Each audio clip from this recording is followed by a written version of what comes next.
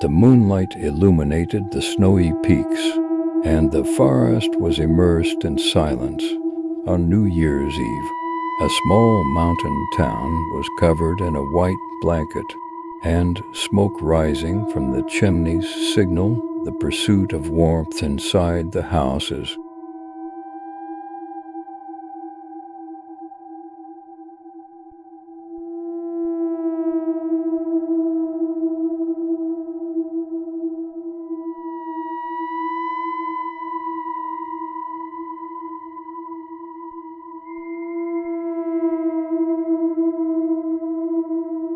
Inside an old cabin on the outskirts of the town, a group of young friends had decided to spend New Year's Eve together.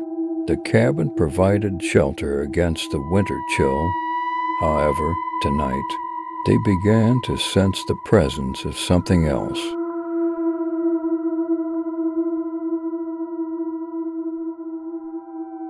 As the clock struck midnight, the cabin door trembled slightly. The young people paused for a moment, exchanging glances with a smile. Maybe it's just the wind, one of them said. However, the door began to shake more violently. The friends looked at each other with concern. The inside of the cabin was filled with silence. They felt that there was something beyond the door. Summoning courage, they opened the door, and there was no one outside. However, when they returned to the cabin, a strange atmosphere lingered inside. The room seemed to be filled with a cold air. They sensed that something was missing or that someone was not there. Then, looking out the window, they noticed that the town had quietly emptied. No one was on the streets. In panic, they went outside, but the traces of the town had vanished. Everything was covered in snow, but there were no footprints.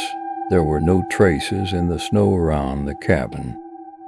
This silent town had vanished.